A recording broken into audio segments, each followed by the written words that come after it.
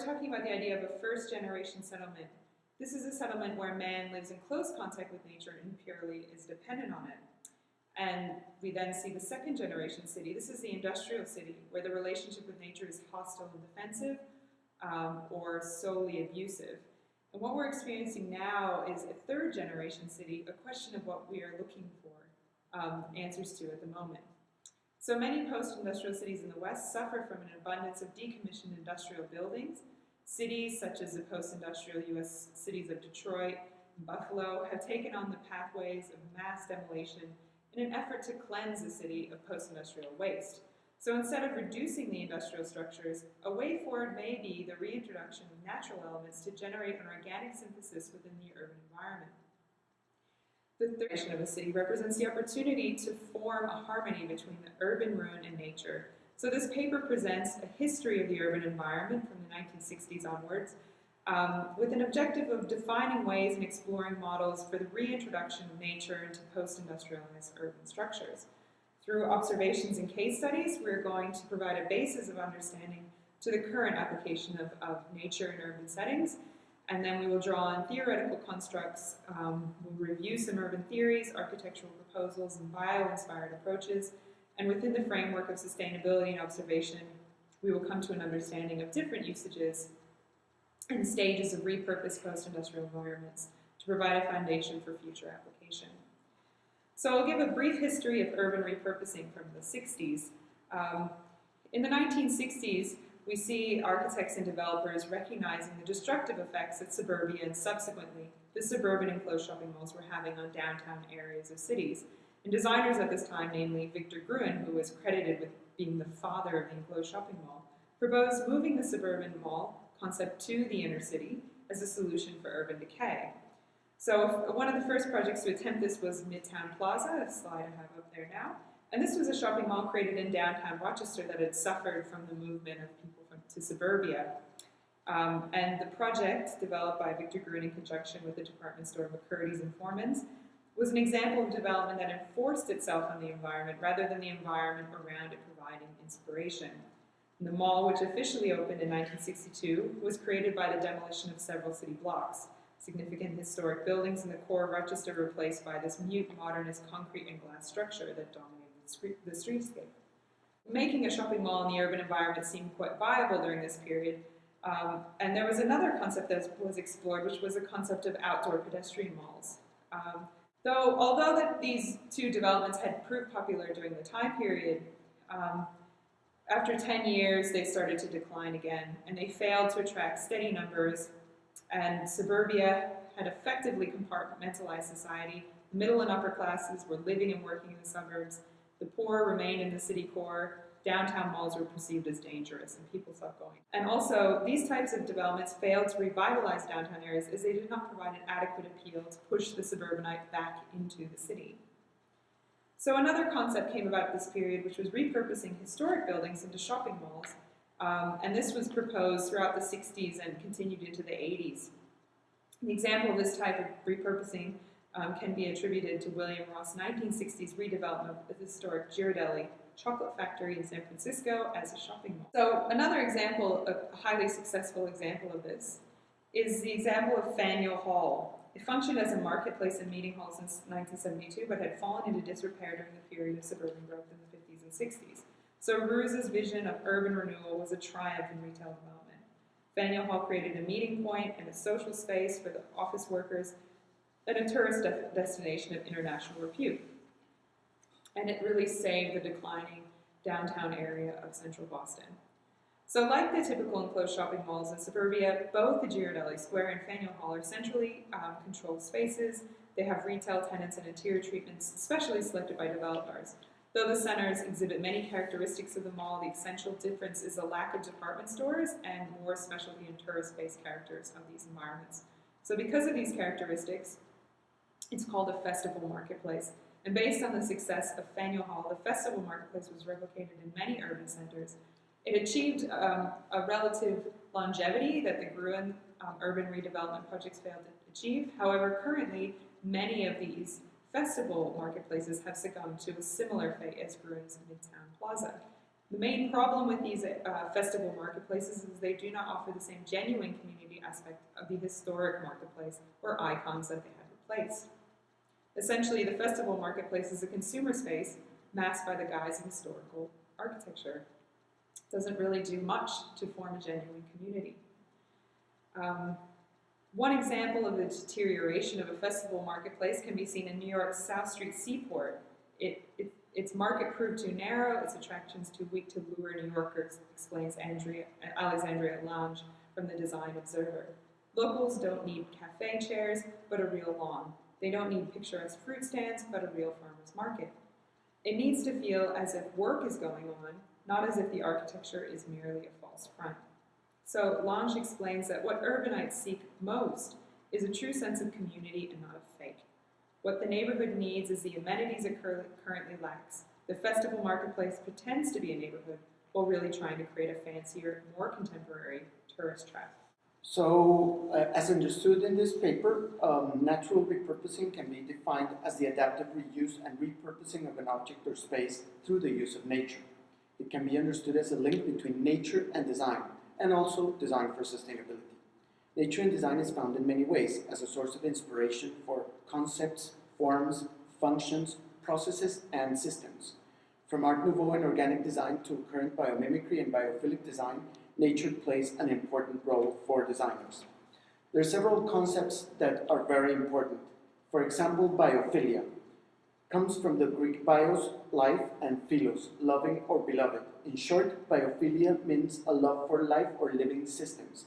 It was originally a word coined by German social psychologist Erich Fromm around 1965. Another very important concept is biomimicry. Biomimicry, again from the Greek bios, life, and mimesis, imitation, is imitation of life. And its aim is to achieve innovation inspired by nature. Biomimicry is a design discipline that studies nature's best ideas and then imitates these designs and processes to solve human problems. The core idea is that nature has already solved many of the problems we are grappling with. With this same logic, we find Janine Benio's work, Biomimicry, and she has defined different levels of biomimicry in what she calls shallow biomimicry or deep biomimicry. And here we have tried to visualize this in this chart. For Janine Benio's, the first level of biomimicry is imitation of form.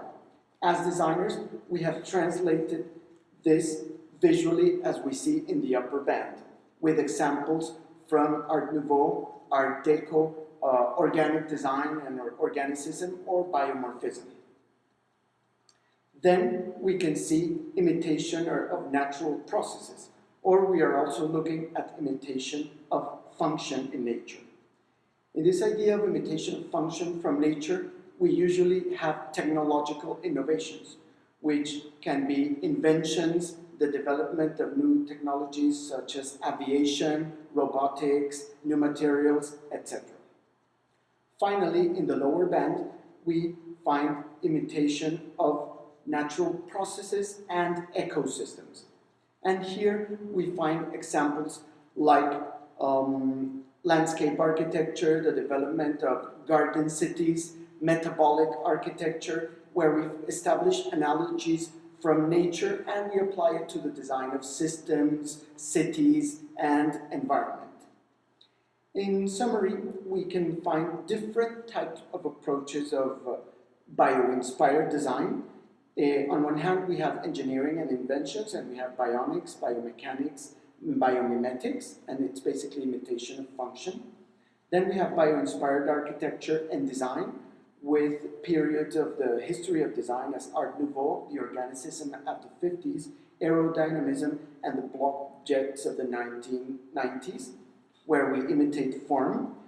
We also imitate processes as organic architecture or metabolic architecture. And finally, we're striving to imitate processes and ecosystems. Now we will continue with other case studies. So this is an example here. This is Treasure Hill in Taiwan. It's an exemplar of this. It's a community created by urban farmers, Kuomintang veterans who fled mainland China in the 40s Communist Revolution. The farmers settled in dilapidated terraced apartment buildings on the outskirts of Taipei and created a symbiotic relationship with the buildings and nature, recreating a farming community in an urban setting.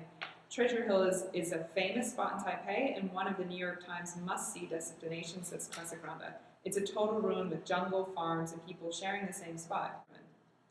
So the concept of a modern ruin as a means to address post-industrialized city has been embraced by the Ruin Academy, also in Taipei. The Ruin Academy is housed in a 5-story abandoned apartment building in Taipei. It's an attempt to rethink the industrialized city and the modern man in a box. In the post-World War II 5-story concrete building, interior walls and windows have been removed in order to grow bamboo and vegetables in the house, and 6-inch holes have been drilled into the walls to let rain inside. The basement is laid with topsoil, allows trees and vegetation to grow. Professors and students live and work inside the building in mahogany dormitories. The underlying premise of the Academy, a joint venture between Casagrande Laboratory in Finland and the JUT Foundation of the Arts and Architecture in Taiwan, is a return to nature. A similar repurposing can be seen in the High Line of Lower Manhattan. The High Line project saw the repurposing of a disused elevated railway line into a popular urban garden walkway, a strip of elevated railroad on Manhattan's west side. It runs from 34th Street to 12th Avenue and Gansworth Street in the Meatpacking District. It is a treasure now mostly because of the structure that time forgot, says Philip Connors of the Wall Street Journal. The High Line opened in 2009, is run by the City of New York's Public Parks Association, and it functions as a highly popular community-minded space. City residents note that when the city demolishes properties, they don't plant grass, they don't plant trees, it's just a big scar. So instead of empty offices and wastelands, an alternative vision for the city, proposed by Stephen Vogel, is a return to primary industries. Vogel proposes the use of cleared land to be used for wind farms, communal housing, grazing land, and dairies. One way to describe it is romantic utopianism, people returning to their own self-reliance to create a living community. And while this is only a concept, many community members have latched onto the ethos of the project, and the small-scale sustainable developments are taking place all over cities, as you can see in this slide. Thank you, Lisa. So we will speak about a project that we're currently developing, Odgers Lane Repurposing Project, to come to some conclusions for this paper. So this project is in a courtyard known as Odgers Lane in Canberra, Australia, and it is a public space which is being revitalized through the common effort of different stakeholders. The aim is to create a new urban space through architectural, design, and art interventions with participation of specialized teams in the community. This interdisciplinary project brings together designers and artists, mainly from landscape architecture, literature, industrial design, and graphic design. We are approaching the project as an interaction between space, text, and object, and draw upon critical knowledge of past and current attempts to meld these three properties in urban space in capital cities worldwide. The evolution of this collaborative project has incorporated diverse artistic proposals as well as some ideas about natural repurposing as described in this paper, with the aim of turning an unused urban site into a new and fresh area for that community. So, in conclusion, the transformation of our cities and urban environments is a dynamic ongoing process comparable to the evolution of species in nature. In a time where our cities and society are being rethought of in view of the problems generated by industrial paradigms, many diverse attempts to incorporate nature into the built environment are found. The city, a product of the industrial society where big human populations settled according to new work opportunities in factories, is evolving to a post-industrial space. An alternative to clearing away old and unused commercial or industrial places comes with repurposing, where objects and spaces acquire new meaning and provide new uses and experiences through adaptations of the existing environments. In this repurposing process, nature has different roles. From decorative gardens to projects in which natural elements are the core of the design, nature is present in today's urban repurposing. We can find projects in which nature is planned, as is the case of urban farming and the entertainment spaces of urban parks, or also cases where the nature is more random and it grows freely, affecting the space randomly, as in the case of the Ruin Academy. The relationship between nature and design has been widely explored in terms of form, function, process, and systems from nature. Today, approaches like biomimicry, innovation inspired by nature, or biophilic design, based on the biophilia theory, which argues that human beings are genetically hardwired to appreciate nature, are being widely explored, in view of the current environmental awareness and needs. Natural repurposing, understood here as the use of nature to repurpose industrial spaces or products, can be a valid tool within design for sustainability objectives, and more experimentation and research is necessary in order to construct the third generation city.